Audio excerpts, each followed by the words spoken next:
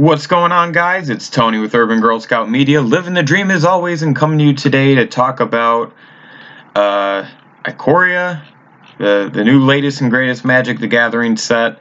Excuse me.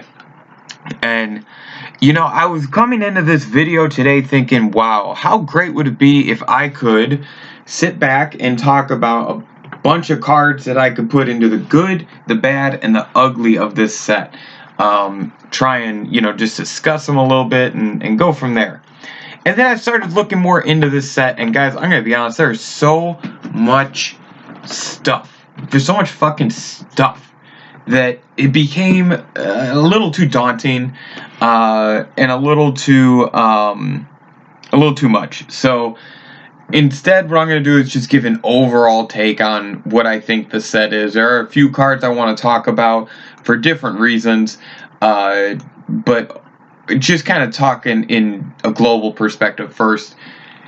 This is a very unique set, and this, to me, Ikoria, based on when it's being released and what's going on within the set, when you talk about all the different counters, the insanely random creature types and pairings, and the large creatures.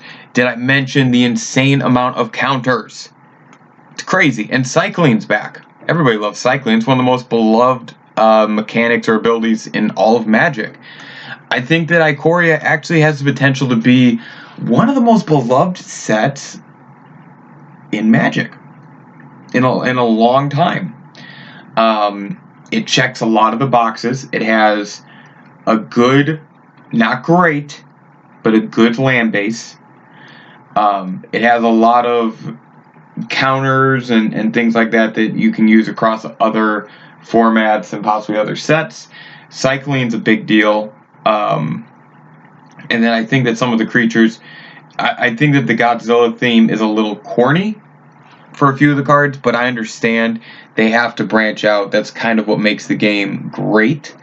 So, overall, I mean, it's really hard to knock this set before it's released and before it's in the market, and we can see how it reacts both financially and gameplay-wise, because we can speculate all day, but there's been plenty of times where speculation has led to wildly incorrect or really short of what it was actually performing at.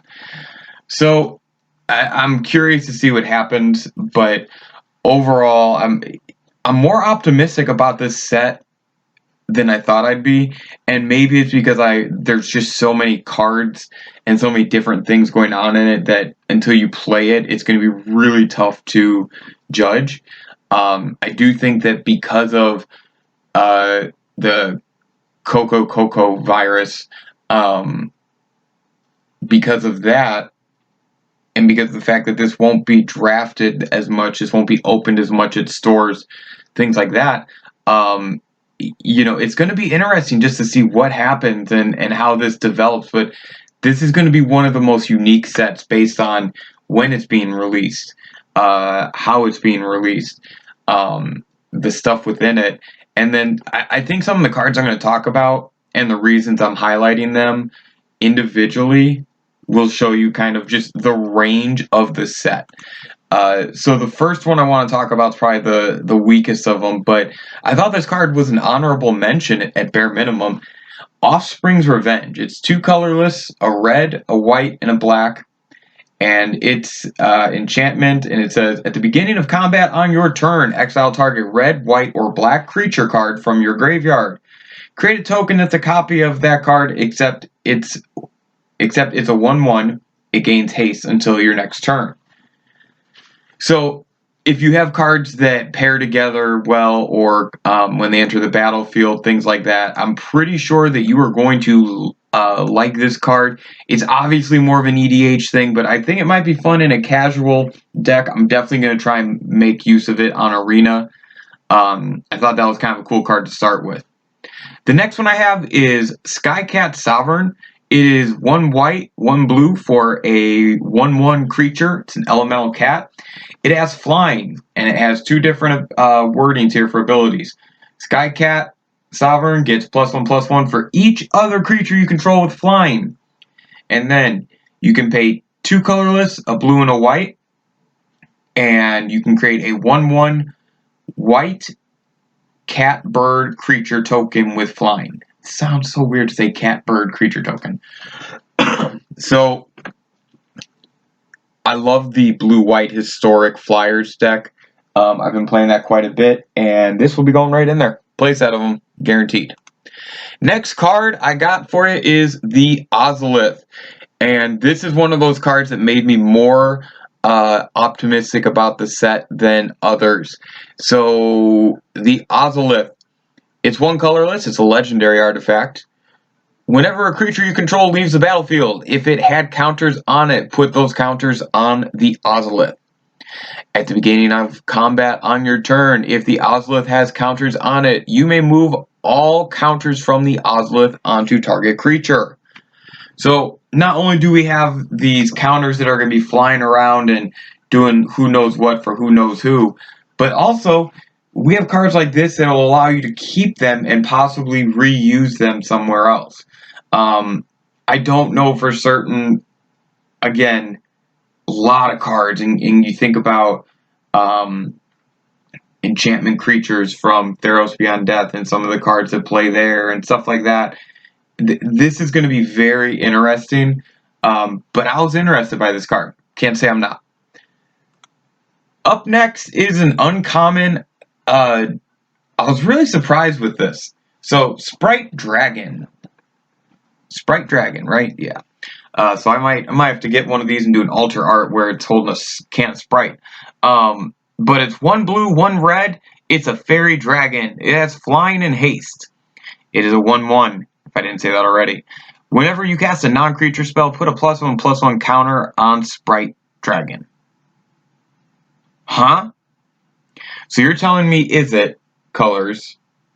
Whenever they cast a shock, this gets a counter on it that gets to keep? Pretty interesting. Pretty interesting. Again, it's an uncommon, boys and girls. How fucking crazy is that? How crazy. Now, the last card I have has me fired up. Lutri, the Spell Chaser. It is a 1 colorless and then hybrid blue or red 2 times. Legendary creature, Elemental Otter. It's a 3/2. And it has each non-land card in your starting deck has a different name. That's the companion ability. Let me try that again. Companion. Each non-land card in your starting deck has a different name. If this card is your chosen companion, you may cast it once from outside the game. And then the other abilities it has is Flash. And when Lutri, the Spell Chaser, enters the battlefield, if you cast it, copy target instant or sorcery spell you control. You may choose new targets for the copy. Interesting, huh? Now, if I'm not mistaken, this card is already being banned in Commander-related formats before it even gets released. What has me a little fired up about this one, boys and girls, is the fact that Lutri hasn't been released, and this is a set that is heavy into the EDH gameplay, and you're going to tell me that this card was an oversight? This companion ability looks incredibly powerful across the cards, and that's part of the reason why I stopped reading them, because when you talk about Mutate and Companion, they both have cards that they look really good on, they have cards that they look really weird on, and then they have the cards that, of course, you want to draft or get within the set so that you can have the most powerful set-related deck. But in terms of more Eternal formats, and maybe even the Standard format, I'm not sure. I'm really not sure about those two abilities. Time will tell on that.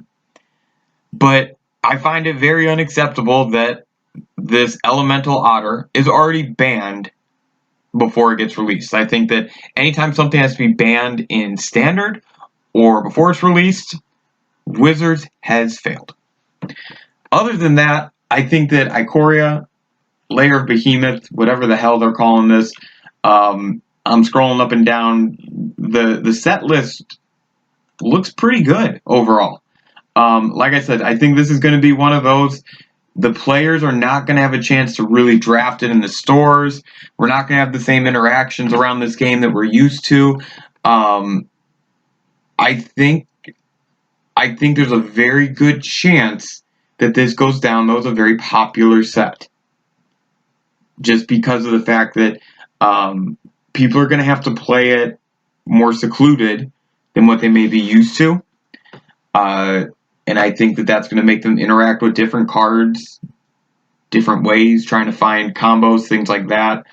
And like I said, the set checks off a few things that it needs to do in order to be successful. It has to have a decent to good land cycle, which this does. Time will tell if this turns out to be a great land cycle. I don't know yet. I mean, the 3-cast cycling, tri-land, comes in tapped. There's a lot of things working against these, but I think that there's a good chance this set will go down as one of the more beloved sets of current times. And that might be another video I have to do here soon. But tell me what you guys think. What cards are you thinking are just a little bit out there? Let's talk about them. Thank you so much. Tony from Urban Girl Scout Media, living the dream as always.